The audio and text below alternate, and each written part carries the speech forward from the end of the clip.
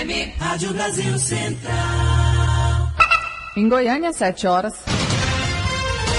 Agora, pela Rádio Brasil Central e RBC FM 90,1, O Mundo em Sua Casa. O jornal falado de maior tradição no Centro-Oeste brasileiro. O Mundo em Sua Casa. A informação em cima do fato. Um mundo de notícias no começo do dia. O Mundo em Sua Casa tem a marca da Rádio Brasil Central e da RBC FM 90,1. Hoje é terça-feira, dia 27 de novembro de 2012. Bom dia, você ouvinte. Bom dia, Karine Pinheiro. Bom dia, Gil Bonfim. Bom dia, você que ouve o Mundo em Sua Casa. O Mundo em Sua Casa. Confira as manchetes do Mundo em Sua Casa de hoje. Maguito sanciona aumento para vereadores de Aparecida. Eles vão ganhar mais de R$12 mil. Bicheiro Carlinhos Cachoeira é internado com sinais de depressão. STF fixa pena de ex-presidente do PP e mais de 9 anos de prisão. Oposição quer ouvir explicações de indiciados em Operação Porto Seguro. Felipão deve ser o novo técnico da seleção brasileira. Os atacantes Walter e Yarley podem permanecer no Goiás para a próxima temporada. Esses e outros assuntos a partir de agora, aqui no Mundo em Sua Casa. Agora são 7h02. O Mundo em Sua Casa. Tempo e temperatura. A previsão do tempo para hoje em Goiânia é de céu encoberto a nublado, com pancadas de chuva e trovoadas isoladas. A temperatura máxima pode chegar aos 30 graus. E a umidade relativa do ar fica entre 95% e 45%. Neste momento, os termômetros marcam 22 graus em Goiânia. O Mundo em Sua Casa. Manchetes dos jornais brasileiros. O Globo, cerco à corrupção, delator de novo esquema cita Dirceu. Folha de São Paulo, grupo usou senha para adulterar dados do MEC. Com alterações, faculdade de ex-servidor poderia obter mais recursos. O Estado de São Paulo, o ministro da AGU admite desgaste e anula parecer suspeito. Correio Brasiliense, governo suspende pareceres suspeitos. Documentos vão passar por um pente fino. Ex-adjunto da AGU é afastado também da banca de concurso público. Valor econômico, Abílio pede definição sobre o futuro do pão de açúcar. Estado de Minas, faixa azul, rotativo só no nome. Desrespeito ao rodízio nas vagas reduz drasticamente as chances de estacionar em Belo Horizonte.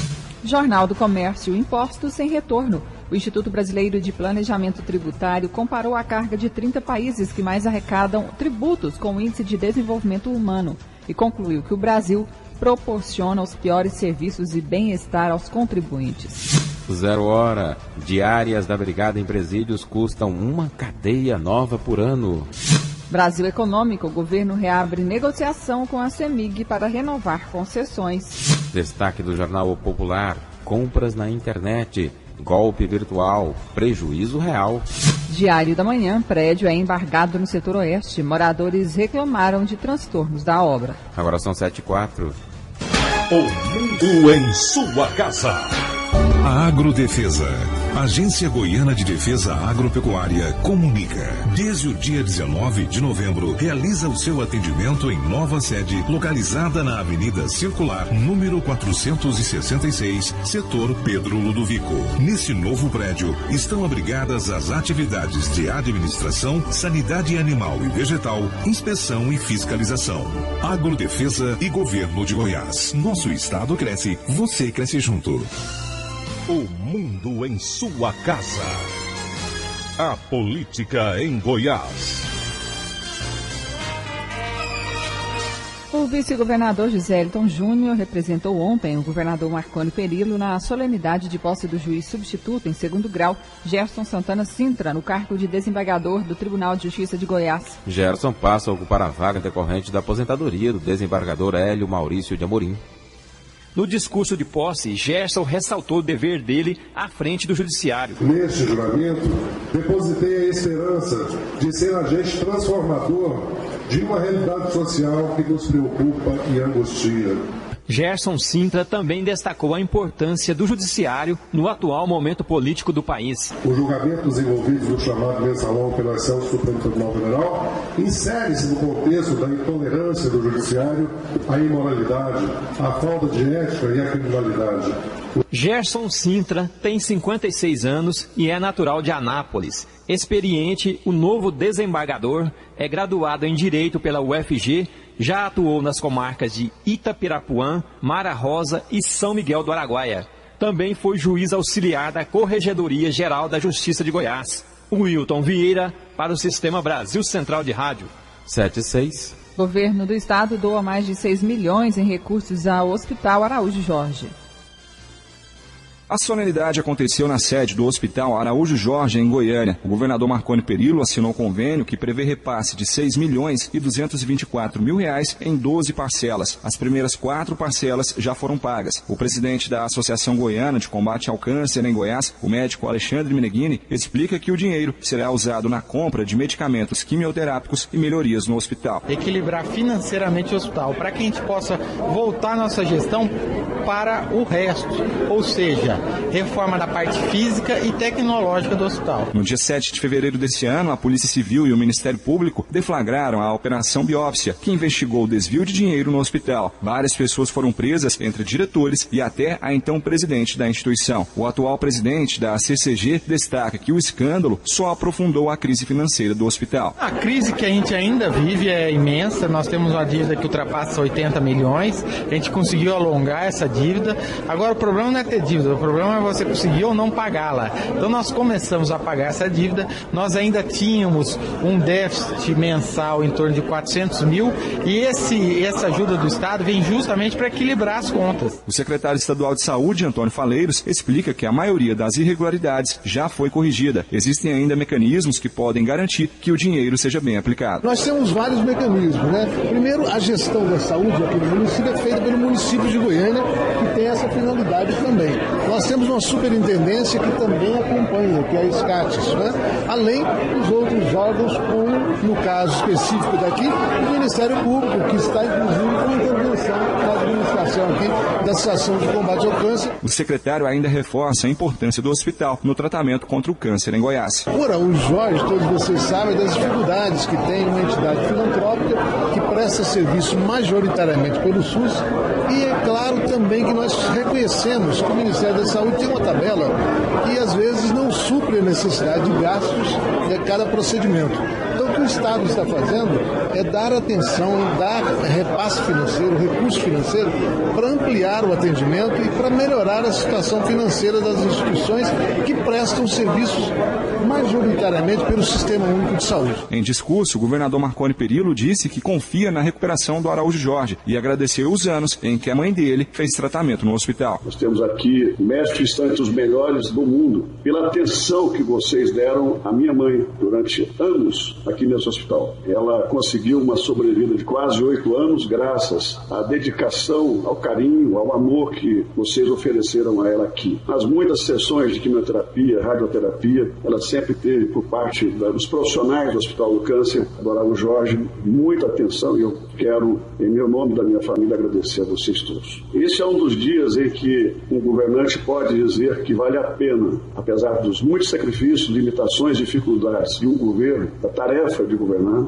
vale a pena insistir nessa tarefa exatamente porque, em que pese as dificuldades, só através desse instrumento que é o poder público é possível fazer um bem para muitas pessoas. A Associação de Combate ao Câncer em Goiás é uma instituição filantrópica sem fins lucrativos, fundada em 20 de janeiro de 1956. Tem como missão prevenir, controlar, tratar e combater o câncer. O hospital recebe atualmente pacientes de estados como Acre, Bahia, Distrito Federal, Maranhão, Minas Gerais, Mato Grosso, Pará, Rondônia e Tocantins. Paulo Henrique Santos, para o Sistema Brasil Central de Rádio. 7:10. O prefeito de Aparecida de Goiânia, Maguito Vilela, do PMDB, sancionou a lei que aumenta os salários dos vereadores, prefeito, vice-prefeito e secretários para a próxima legislatura. De acordo com o texto aprovado na Câmara e sancionado pelo prefeito, o salário do prefeito sobe de 12 mil para R$ 19.800. Do vice-prefeito, de R$ 8.000 para R$ 13.280. O vencimento dos secretários municipais passa de R$ 6.200 para R$ 10.540. Já o vencimento dos vereadores passa de R$ 7.400 para R$ 12.060. Representantes da segurança pública debatem com deputados projetos do setor. A reunião durou 4 horas. O secretário de Segurança, Joaquim Mesquita, esteve acompanhado do comandante-geral da PM, coronel Edson Araújo, da diretora-geral da Polícia Civil, delegada Adriana Corsi, e do comandante do Corpo de Bombeiros, coronel Carlos Elbidjen. Joaquim Mesquita detalhou os 8 projetos relativos ao setor que tramita na Assembleia Legislativa e retirou dúvidas dos parlamentares. Na realidade, é uma série de medidas administrativas encaminhadas pelo governador em função da compreensão que ele teve da necessidade de avançar em questões estruturais e conjunturais que propiciem um melhor trabalho das áreas de segurança pública no estado de Goiás. Nós temos projetos extremamente importantes, como o incremento do efetivo, como a descentralização de recursos, como o que propicia promoções de praças e oficiais, como o que estabelece bonificação por redução de índices de criminalidade, e certamente o conjunto dessas medidas resultará no melhor aparelhamento das forças de segurança para o enfrentamento à criminalidade. Durante esse longo debate, será que conseguiu retirar todas as dúvidas dos parlamentares e, com isso, claro, facilitar também a aprovação dessas matérias? Eu tenho comigo que sim, né? A gente percebe que, na realidade, em relação à estrutura maior dos projetos, aos conceitos que estão ali inseridos, não há maiores dúvidas e quase a unanimidade dos senhores deputados é favorável. Talvez um pequeno ajuste de redação, alguma sintonia fina, que certamente, em função da discussão, sempre é possível aperfeiçoar e avançar. O senhor deixou claro que é apenas uma largada, né? Porque não há como solucionar os problemas ao mesmo tempo de uma vez só.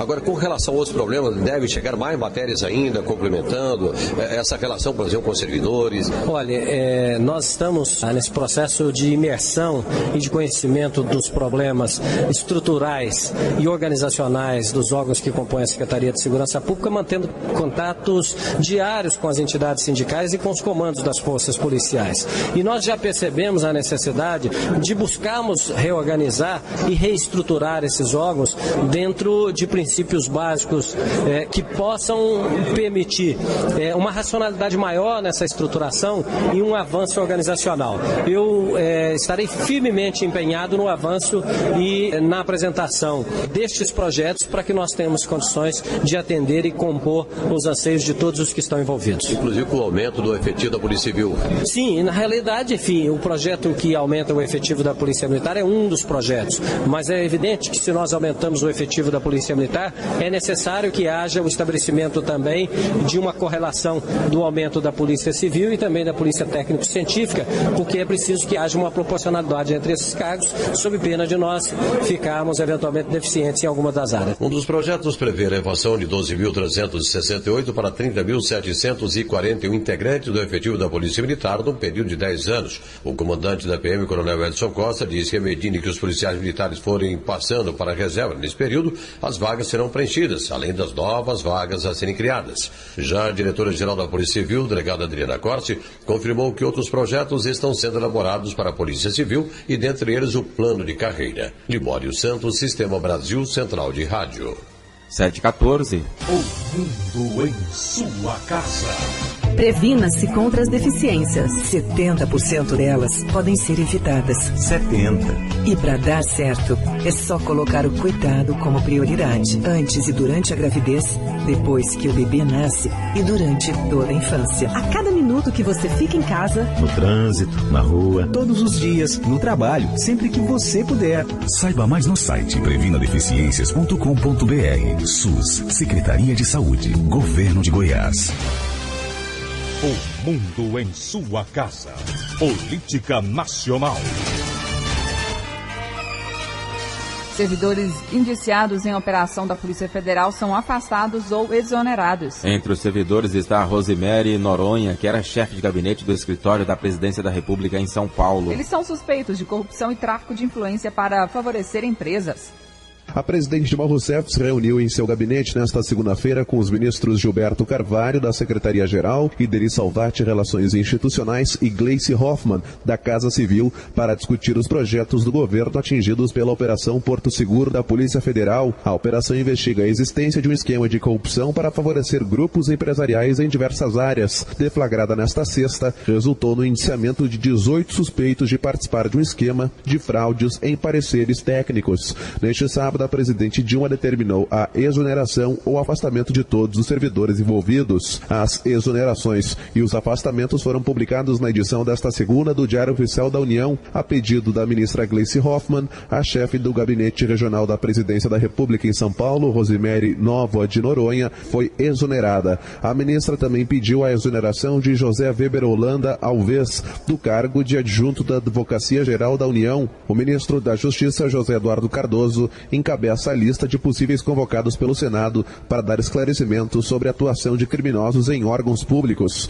Ainda podem ser convocados o advogado-geral da União, Luiz Inácio Adams, e a ex-chefe de gabinete, Rosemary Novoa Noronha, como defendeu o senador José Agripino Maia, do Democratas do Rio Grande do Norte. Eu acho que antes de qualquer coisa, essa senhora Rosemary, que é o foco principal dessa questão, precisa ser ouvida. Eu acho que o fundamental é que ela seja ouvida para, a partir daí, você desdobrar para outras figuras. Porque vão chegar aqui e vão negar tudo. Eu acho que é importante que você ouça ela, a Rosemary. Porque isso é produto de governo longo. Os vícios ficam se acumulando. É um no meio de vários que tem que, evidentemente, ter a sua vida acompanhada. Já o líder do governo no Senado, Eduardo Braga, PMDB do Amazonas, disse não ver motivos para que a chefe do escritório da presidência em São Paulo, Rosemary Novoa Noronha, seja convocada. A estratégia dos aliados do governo será aprovar o convite aos ministros José Eduardo Cardoso e Luiz Inácio Adams para falar da operação.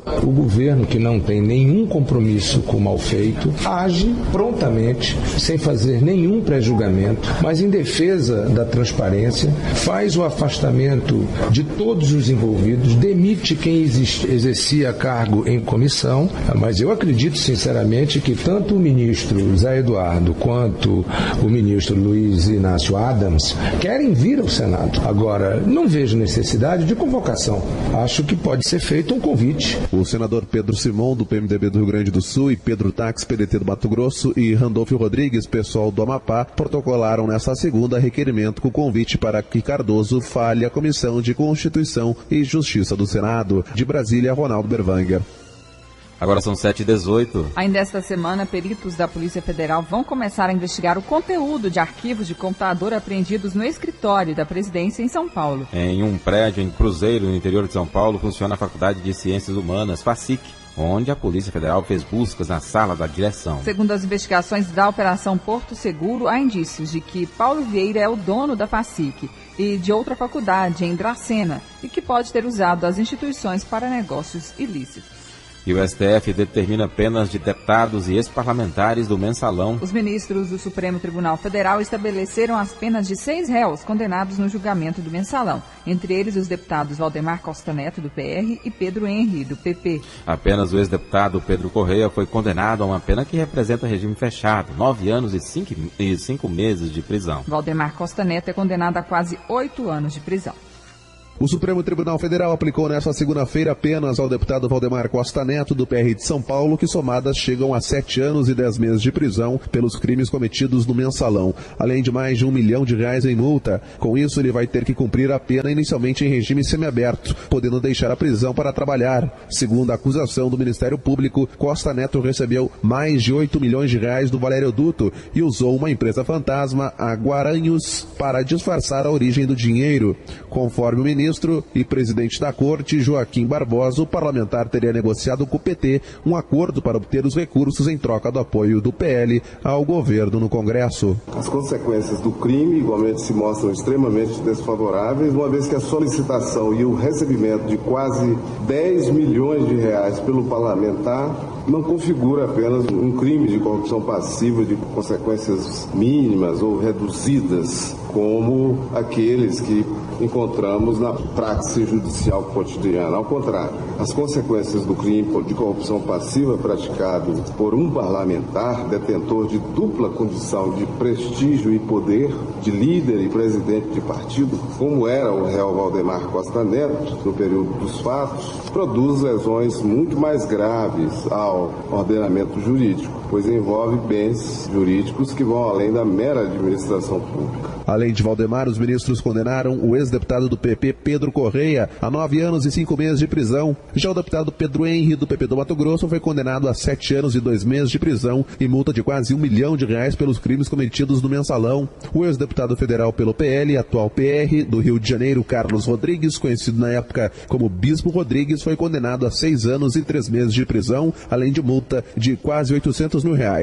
O ex-deputado federal Romeu Queiroz, do PTB de Minas Gerais, acusado de ter viabilizado o pagamento de quase R$5 milhões para o ex-deputado federal Roberto Jefferson, delator do Mensalão, para que votasse a favor de matérias do interesse do governo Lula, foi condenado a 6 anos e 6 meses de prisão. Além disso, os ministros do STF condenaram a 2 anos e 6 meses de prisão o ex-deputado José Borba por corrupção passiva, além de R$390 mil em multa. Com estas condenações, restam apenas 3 dos 25 réus a terem suas penas definidas. De Brasília, Ronaldo Berwanger.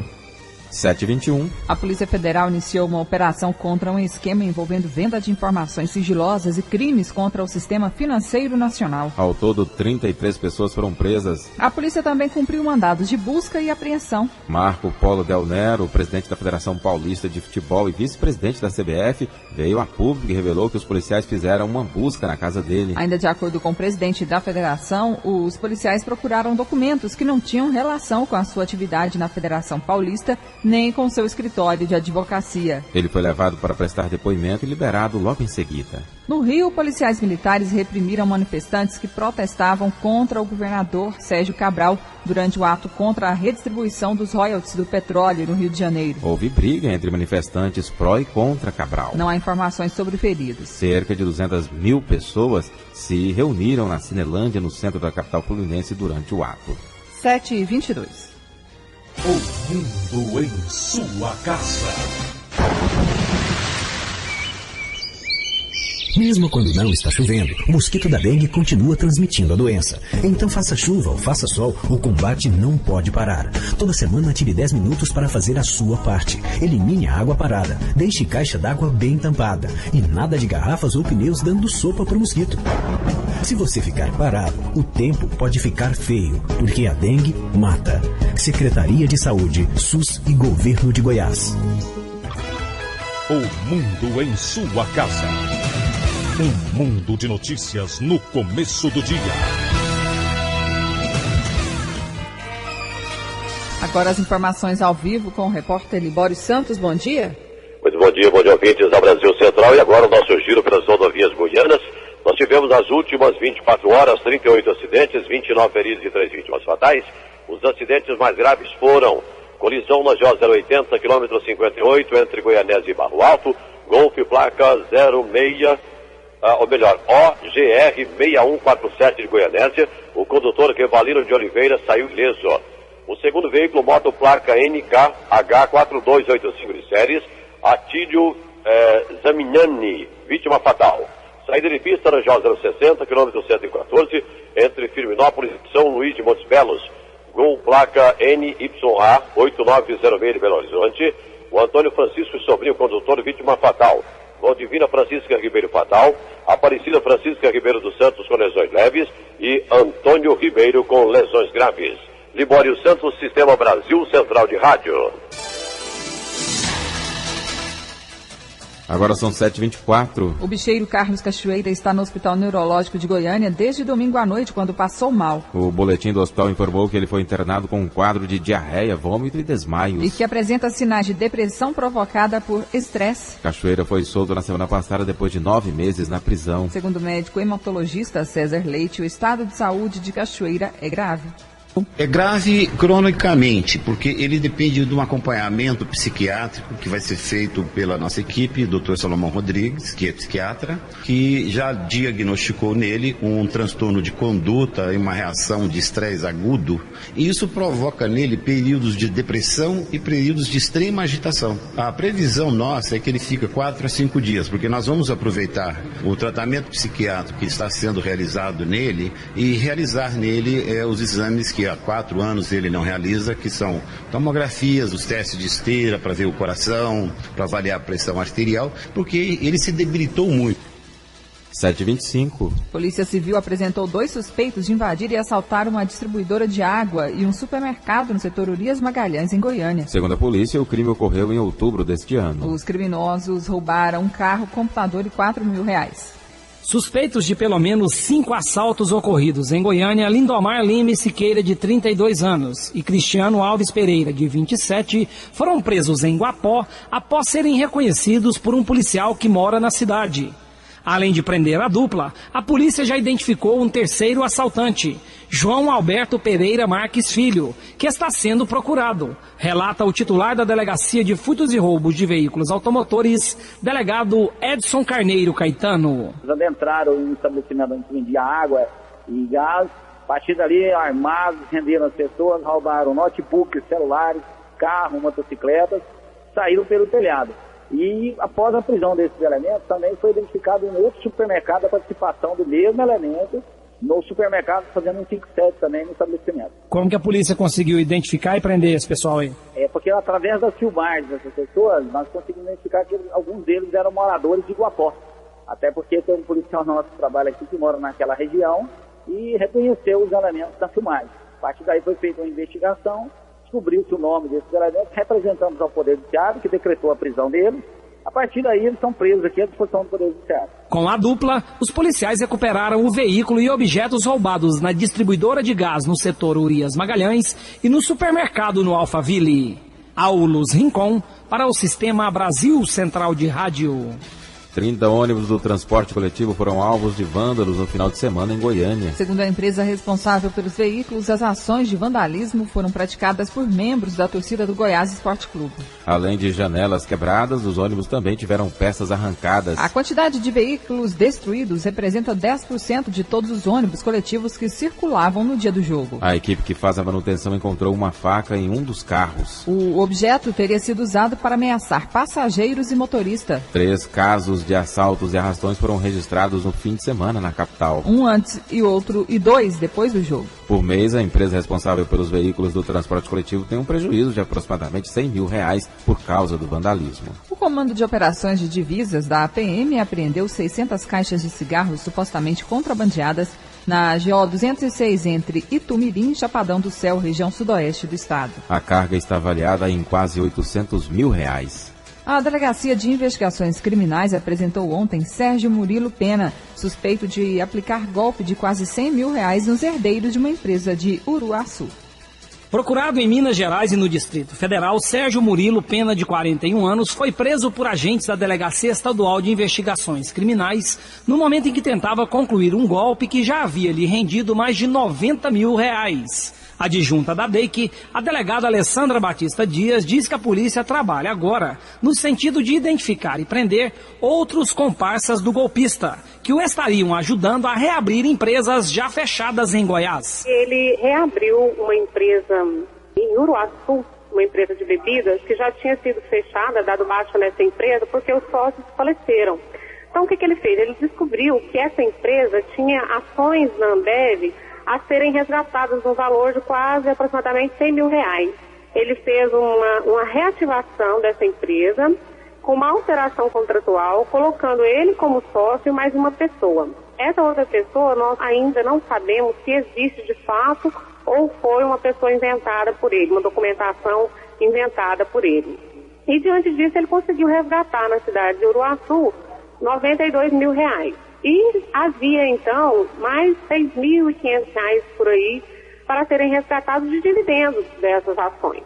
E como a gente já estava monitorando ele e tal, nós conseguimos prendê-lo dentro de uma instituição bancária aqui em Goiânia, tentando fazer esse saque. Sérgio Pena foi autuado em flagrante por estelionato e falsidade ideológica e, se condenado, pode passar até 7 anos na cadeia. Aulus Rincon para o Sistema Brasil Central de Rádio. 7h30. O Hemocentro de Goiás comemora até o dia 30 deste mês a Semana do Doador de Sangue. As ações começaram sábado com o funcionamento da unidade para receber doadores. A intenção da diretoria é aumentar o estoque de bolsas de sangue, já pensando na demanda de final de ano, que geralmente é maior. Para mais detalhes sobre as ações do Hemocentro nesta semana, vamos falar com o Dr. Mauro Silva, diretor-geral do Hemocentro. Bom dia. Bom dia. Doutor, como é que está o estoque de sangue no Hemocentro neste final de ano? É Karine, né? Sim, pois não? Então é o seguinte, melhorou bastante uns 30 dias para cá, mas estava muito baixo. Haja vista a nossa demanda, é na média de 150, 180 bolsas dia. Agora nós já estamos num patamar de 120, 130, 100, melhorou bastante, graças também ao apoio de vocês e da mídia. E qual é o estoque necessário para o Hemocentro suprir a demanda, principalmente nos hospitais públicos? Eu falei para você, na média de 180 bolsas dia. Porque o Hemocentro, às vezes as pessoas têm uma dúvida, o Hemocentro faz coleta de sangue não só para Goiânia, mas para todo o estado de Goiás, toda a rede pública do estado de Goiás. E quais vão ser as ações do Hemocentro, então, para conseguir o maior número de doadores de sangue? Hoje, por exemplo, nós começamos essa semana, uma semana mais ou menos especial, que é Dia Nacional do Doador de Sangue, que foi domingo, né? Nós vamos abrir agora todos os sábados até um antes do Natal, para a gente suprir essa demanda. Haja visto que tem o Natal e tem janeiro, que é o mês de férias. Então, tem um mês de acidente, muita festa e tal, enfim, sempre vai baixar a nossa coleta. E nós estamos fazendo esse trabalho, nós estamos tentando fazer parcerias, vamos fazer um agora, acho que no dia 8, com a Polícia Rodoviária Federal, correto? E não fazendo essas parcerias para ver se não deixa faltar sangue nos hospitais públicos. Doutor Mauro, e quem pode doar sangue? Vamos lá. Primeiro, você para doar sangue, você tem que ter vontade. É totalmente voluntário. Você tem que ter amor no coração para ser doador de sangue. As condições básicas para você doar sangue, você tem primeiro, tente bem, você tem que apresentar um documento de identificação, né, com foto, você tem que ter acima de 18 anos, tem um ressalvo, 16, 17 anos, você tem que ter autorização do pai responsável, você tem que pesar acima de 50 quilos, e tem recomendações, no dia que você for doar sangue, você não pode estar em jejum, você tem que ter dormido no mínimo 6 horas dias, o ideal seria na média de 8, 10 horas, né?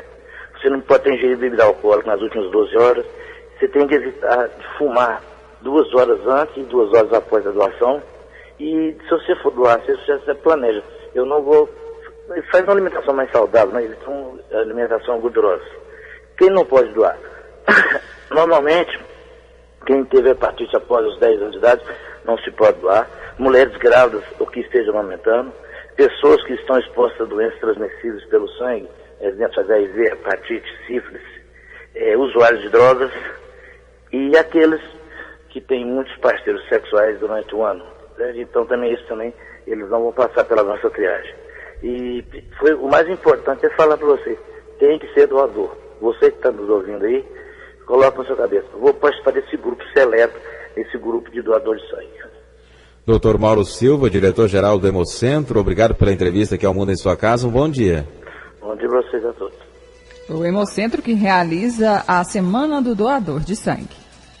Agora são 7h34. A Agência Municipal de Trânsito volta a multar no corredor universitário.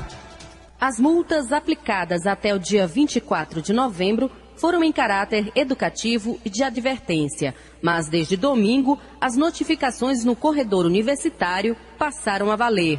Arildo Rafael Ramos, chefe de gabinete da Agência Municipal de Trânsito, alerta os motoristas sobre as mudanças no corredor universitário. Esse processo novo de construção de corredor para o ônibus, uma faixa preferencial para o ônibus, é novo aqui na nossa cidade. Daí o motivo pelo qual o nosso presidente Enivaldo resolveu adiar mais um tempinho para os condutores até dia 24 de novembro. E a partir do dia 25, está valendo totalmente para todos os condutores que trafegarem no corredor universitário o Código de Trânsito Brasileiro. Lembrando que lá pode ser autuado por parar sobre a faixa, por transitar na faixa preferencial para o ônibus, que essa que é novidade, transitar no passeio, conversão à esquerda, avanço de sinal, excesso de velocidade. Arildo Rafael Ramos afirma que mesmo após o trabalho educativo e de advertência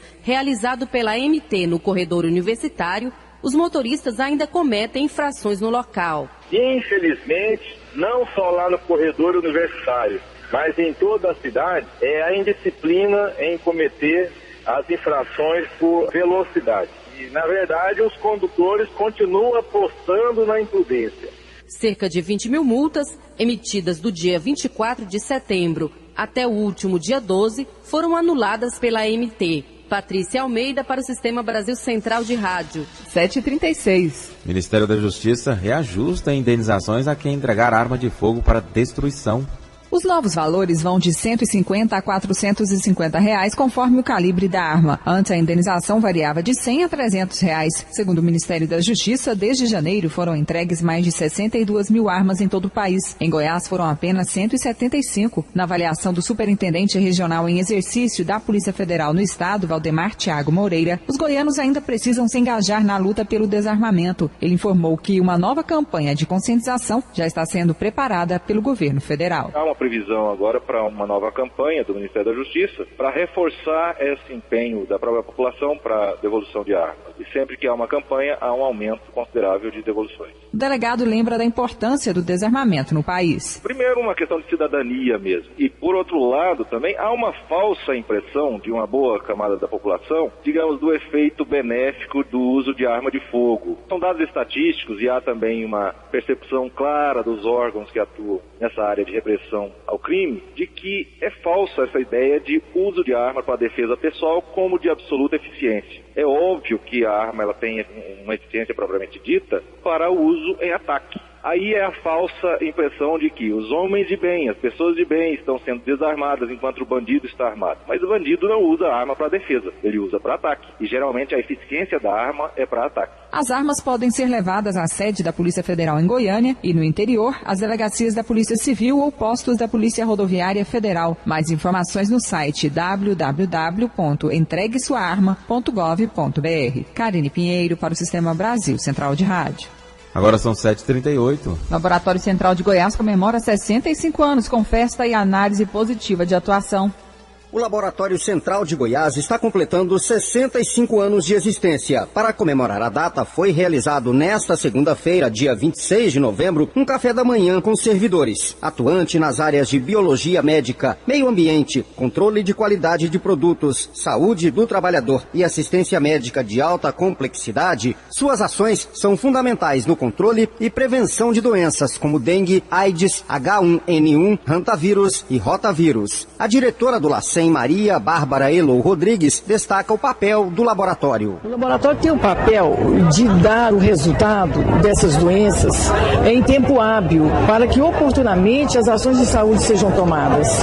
Na prevenção, nós trabalhamos monitorando essas doenças de grande risco, como AIDS, rotavírus, porque monitorando essas doenças previamente, investigando qual a situação delas no estado, a incidência, a prevalência, nós podemos tomar providências antes dos surtos, antes das epidemias. Então, nós precisamos ter conhecimento da situação das doenças neste momento. E, para isso, o laboratório está sempre presente. Para a presidente do Sindisaúde, Fátima Veloso, o Laboratório Central de Goiás tem importância ímpar para a saúde pública no estado. Além dele fazer uma quantidade imensurável de diagnóstico, dos exames que são realizados aqui, ele também tem a importância da representação para toda a sociedade goiana. Então, o LACEN, para nós, ele é uma das unidades de saúde que fazem e sempre fizeram um verdadeiro sucesso da saúde pública no estado de Goiás. O Laboratório Central realiza aproximadamente 5 mil exames por mês. Fábio Maurício para o Sistema Brasil Central de Rádio. 7h40. A Federação das Indústrias do Estado de Goiás, por meio do seu Conselho Temático de Comércio Exterior, realiza hoje o 2º Encontro Internacional de Comércio Exterior. Participam do evento empresas de pequeno e grande porte que realizam exportação ou importação ou que têm potencial para o comércio com outros países. Para mais detalhes sobre o encontro, vamos conversar agora com o secretário estadual de Indústria e Comércio, Alexandre Baldi. Bom dia. Secretário, bom dia. Perdemos o contato com o secretário estadual de Indústria e Comércio, Alexandre Baldi. Assim que retomarmos a ligação, vamos conversar com ele sobre o encontro, 2º Encontro Internacional de Comércio Exterior, que acontece aqui em Goiânia. E no Dia Nacional de Combate ao Câncer, oncologistas alertam sobre a importância da prevenção para aumentar as chances de cura da doença. A detecção precoce de tumores é decisiva na luta pela sobrevivência. No Brasil, as estimativas do Instituto Nacional do Câncer apontam a ocorrência de mais de 500 mil de novos casos em 2012. A triste projeção também é a mesma para o ano de 2013, o que reforça o alerta para a necessidade urgente de investimentos em prevenção. A médica oncologista Luciana de Paula, do Centro Brasileiro de Radioterapia, Oncologia e Mastologia, chama a atenção para a realização de exames preventivos. É importante a população estar alerta, e principalmente em relação ao câncer de mama, os cânceres ginecológicos na mulher e o câncer de próstata nos homens, fazer a prevenção. Os pacientes que são tabagistas, infelizmente, quando a gente não consegue que eles larguem o cigarro, pelo menos que eles se previnam quanto ao câncer de garganta, cabeça e pescoço, câncer de pulmão, câncer de bexiga, que são relacionados aos hábitos de vida. Então, acho que os cânceres que podem ser prevenidos e diagnosticados no início, eles deveriam ser mais constantemente examinados e avaliados. O vereador Virmondes Cruvinel, do PSD, propõe a isenção de IPTU em Goiânia para pacientes em tratamento de câncer e portadores de HIV. Segundo o parlamentar, a medida pretende amenizar o impacto financeiro decorrentes do alto custo de medicamentos, exames e terapias. Nós estamos fazendo um abaixo-assinado virtual, uma petição pública que as pessoas podem nos acompanhar também pelo Facebook, pelas redes sociais, e esse apoio popular vai ser muito necessário, porque agora o projeto parte para a última votação no plenário e depois para a sanção do prefeito. E o nosso compromisso é de garantir que a sensibilidade popular possa ser levada também, e essa matéria vem aí de grande relevância, garantir direitos a mais para os portadores de câncer e HIV. Além de exames preventivos, a recomendação de especialistas é a prática de exercícios físicos regulares, alimentação balanceada e evitar o consumo de álcool e o tabagismo. O uso de filtro solar também reduz os riscos de câncer de pele, que é o mais incidente no Brasil. Márcia Alves, para o Sistema Brasil Central de Rádio. Retomamos o contato com o secretário estadual de Indústria e Comércio, Alexandre Baldi. Bom dia. Bom dia, Karine. Bom dia, Gil. Secretário, qual que é a importância desse encontro para incrementar a exportação e importação ou o comércio com outros países? O segundo encontro do comércio exterior realizado pela Federação das Indústrias do Estado de Goiás é muito importante para demonstrar a importância das exportações.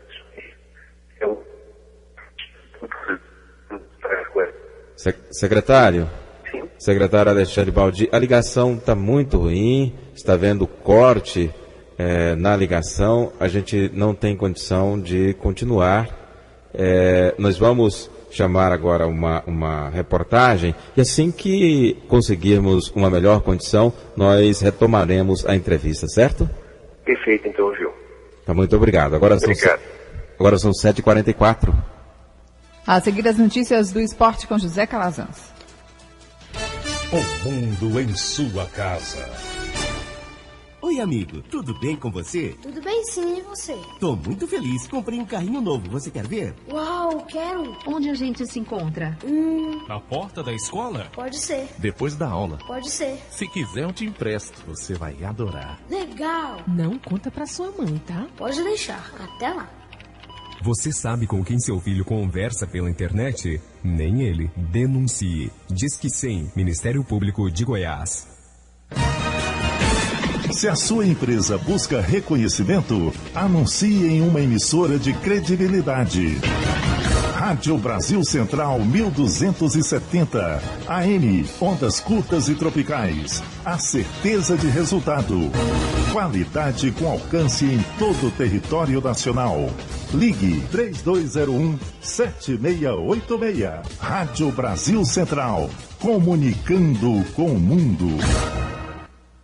Novembro tem vacina pro garrote, pra novilha. A conquista vai ser nossa. Goiás livre de aftosa. É 100% protegido, 100% do seu gado. Nosso estado sem perigo, com rebanho vacinado. Essa é a última semana para vacinar bovinos e bubalinos com até 24 meses e declaração também pela internet. Agrodefesa e Governo de Goiás. Nosso estado cresce. Você cresce junto. Mesmo quando não está chovendo, o mosquito da dengue continua transmitindo a doença. Então faça chuva ou faça sol, o combate não pode parar. Toda semana tire 10 minutos para fazer a sua parte. Elimine a água parada, deixe caixa d'água bem tampada e nada de garrafas ou pneus dando sopa para o mosquito. Se você ficar parado, o tempo pode ficar feio, porque a dengue mata. Secretaria de Saúde, SUS e Governo de Goiás.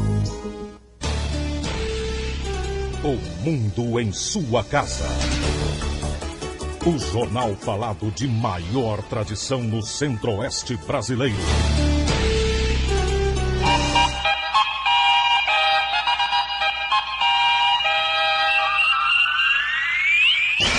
O mundo em sua casa. Esporte.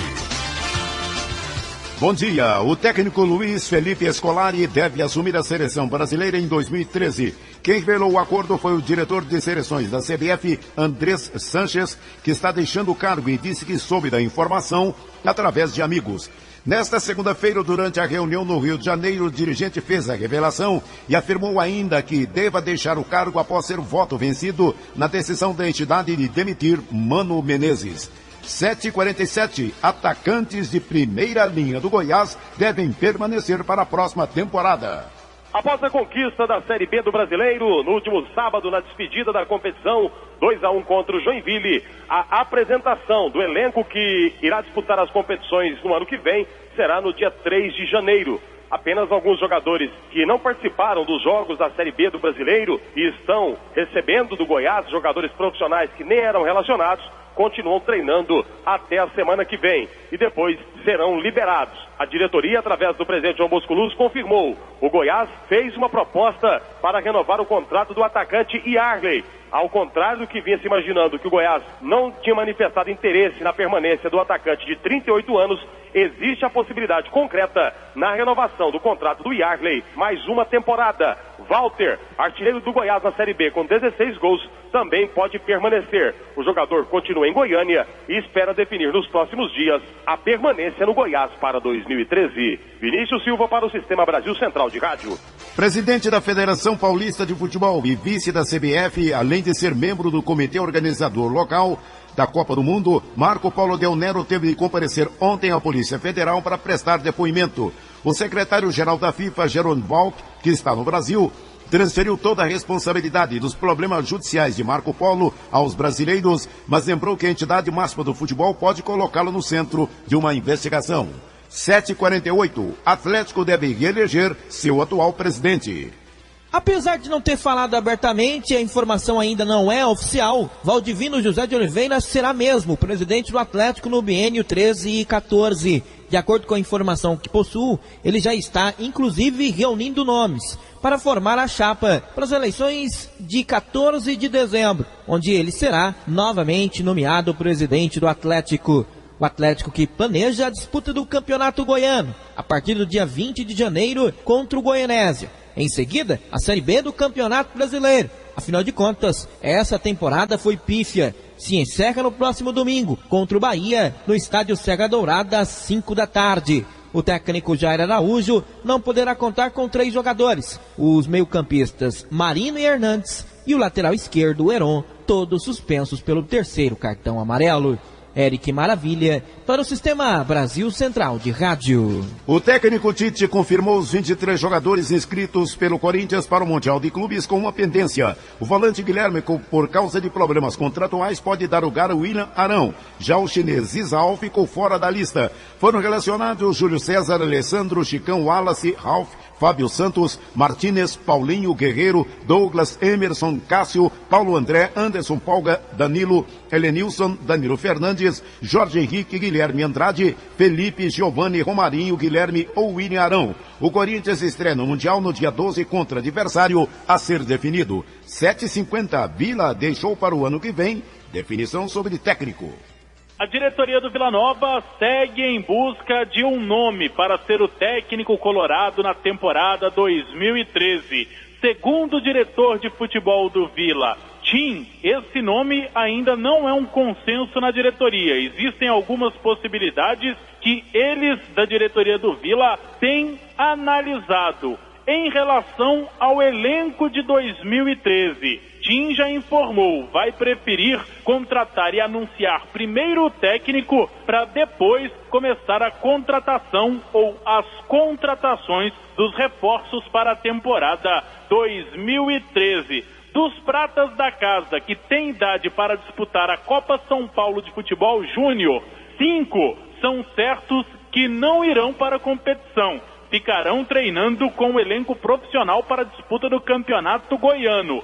São eles, os laterais, o Anderson e Alan, o zagueiro George, o volante Romário, além do atacante Breno. Essa lista ainda pode aumentar. Paulo Massad para o Sistema Brasil Central de Rádio. O Vila Nova pode ser punido na reunião de hoje do STJD com a multa de 100 a 100 mil reais. Isso porque no dia 27 de outubro em Taguatinga, após a derrota por 4-2 pela Série C, torcedores colorados invadiram o gramado do estádio Boca do Jacaré. Eles direcionavam cobranças aos jogadores Nego, Ricardinho, Rafael Vaz e Juan. O ato pernambucano Gilberto Rodrigues Júnior relatou em súmula o incidente. Vila e Brasiliense estão no artigo 213 do CBDJ por deixar de tomar providências capazes de prevenir e reprimir invasões de campo. A reunião da segunda comissão disciplinar do STJD julga um mérito a partir das 18 horas e a defesa do Vila Nova estará a cargo do advogado Oswaldo Cestário.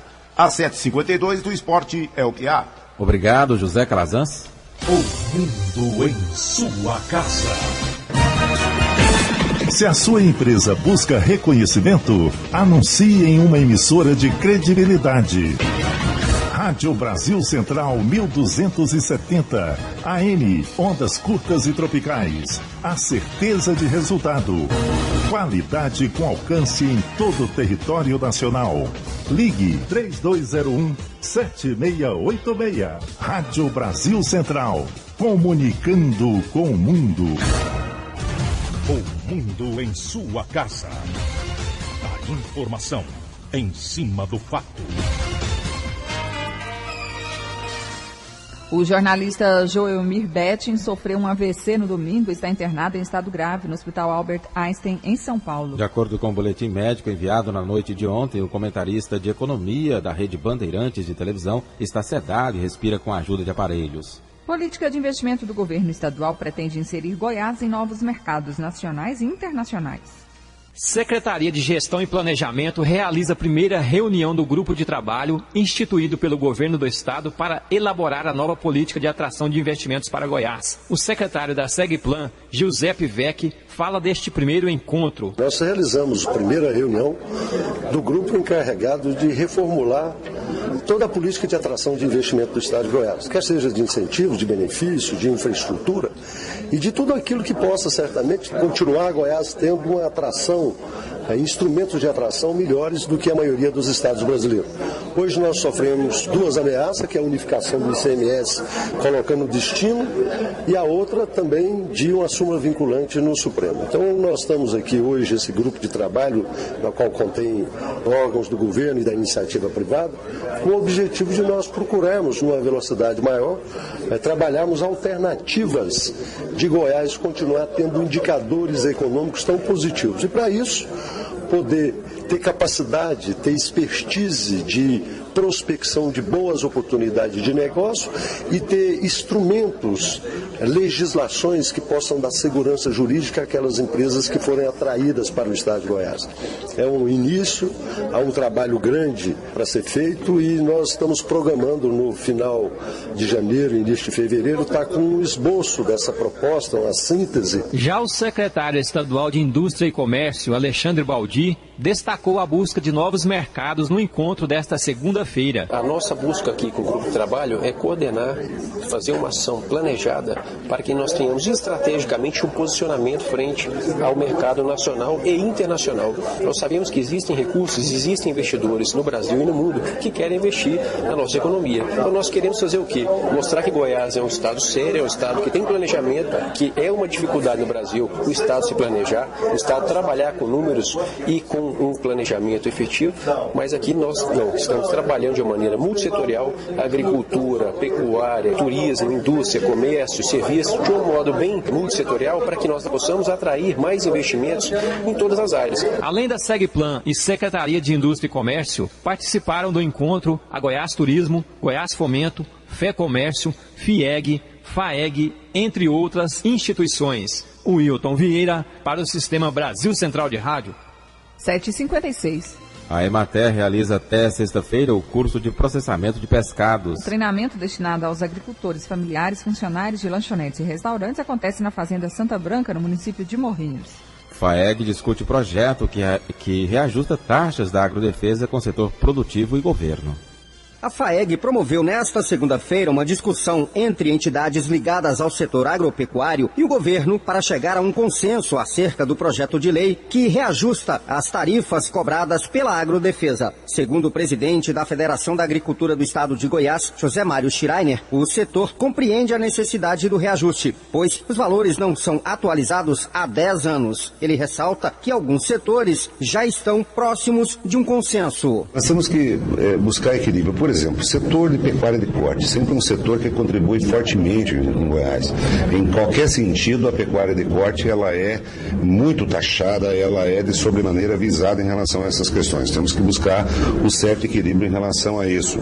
O setor vegetal, esse é um setor que não vinha tendo taxas a serem pagas. Então, portanto, é um setor que vai sentir e tem reagido muito fortemente em relação a essas taxas. Né? É buscar o equilíbrio, para que nós possamos partir para o consenso. Talvez o maior problema que a gente sente em relação ao setor rural é que sempre vem novas taxas. Muitas vezes não vem um novo programa de incentivo à produção rural. O secretário de Agricultura, Antônio Flávio de Lima, que participou da reunião, diz qual é a intenção do governo. O que se propõe agora não é nem aumento, é uma recomposição de valores que permitam aos serviços de defesa sanitária animal e vegetal atuarem à medida da expectativa dos produtores e das necessidades do Estado de Goiás. Hélio de Souza, líder do governo na Assembleia Legislativa, assegurou que por causa do princípio da anterioridade, o projeto será votado e aprovado antes do recesso parlamentar, que se inicia no dia 15 de dezembro. Fábio Maurício para o Sistema Brasil Central de Rádio. IPASGO inicia hoje mutirão para zerar demanda por cirurgias de catarata.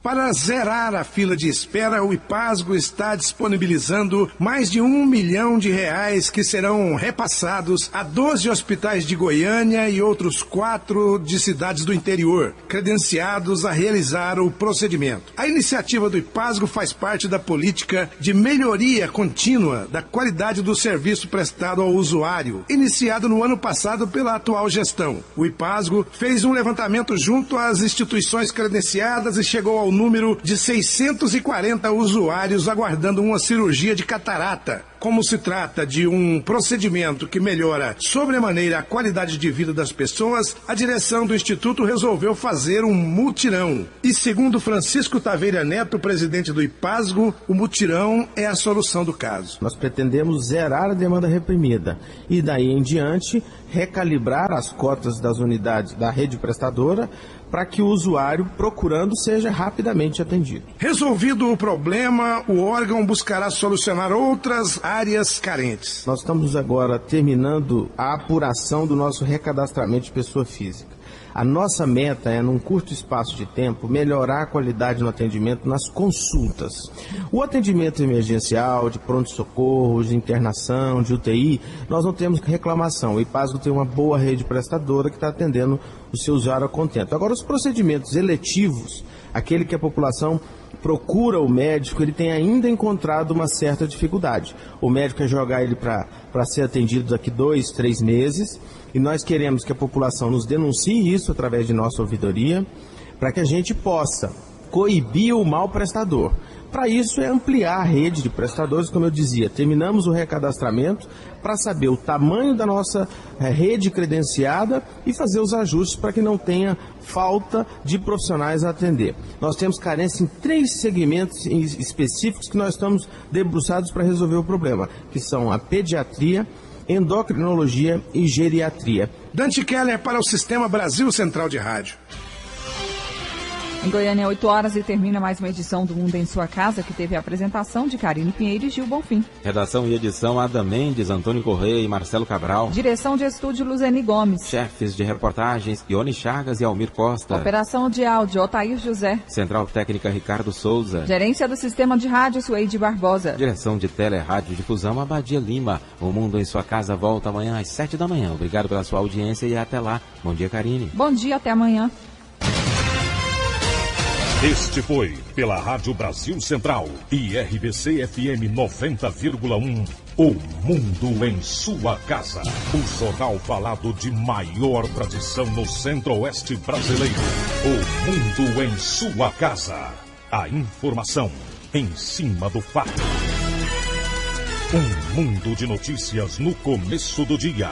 O Mundo em Sua Casa voltará sempre com a marca da Rádio Brasil Central e da RBC FM 90,1.